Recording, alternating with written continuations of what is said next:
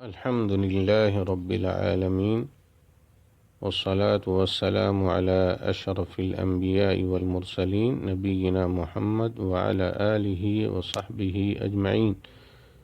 اسلام نے ہر قسم کے سود کو حرام قرار دیا ہے۔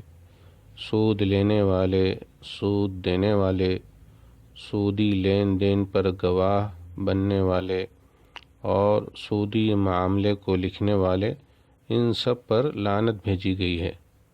سودی معاملے میں کسی قسم کا تعاون لعنت اور غضب الہی کا باعث ہے۔ اس کی وجہ یہ ہے کہ اسلام ایسا معاشرہ تعمیر کرنا چاہتا ہے جس کی بنیاد اخوت، ہمدردی، ایثار و قربانی پر ہو۔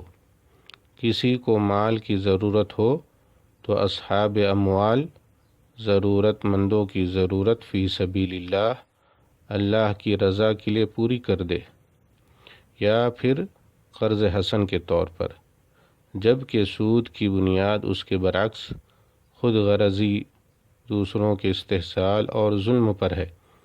اس میں اصحاب ثروت کسی ضرورت مند سے اللہ کی رضا کے لیے تعاون پر آمادہ نہیں ہوتے۔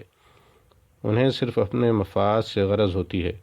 غریب کے خون کا آخری قطرہ نچوڑ لینے کے باوجود ان کی حرص میں کمی نہیں ہوتی ہے۔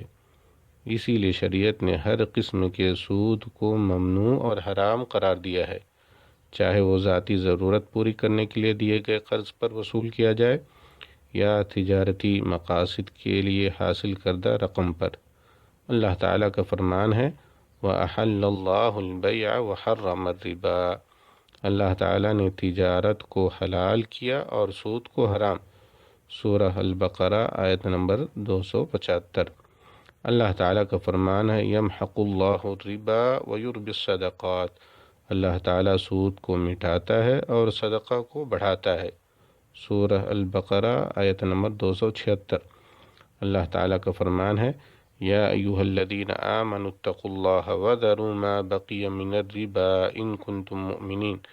اے ایمان والو، اللہ تعالیٰ سے ڈرو اور جو سود باقی رہ گیا ہے وہ چھوڑ دو اگر تم سچ مچ ایمان والے ہو۔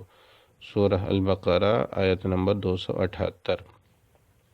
ابن مسعود رضی اللہ عنہ سے روایت ہے کہ رسول اللہ صلی اللہ علیہ وسلم نے سود کھانے والے اور کھلانے والے، یعنی سود لینے اور دینے والے دونوں پر لعنت فرمائی ہے۔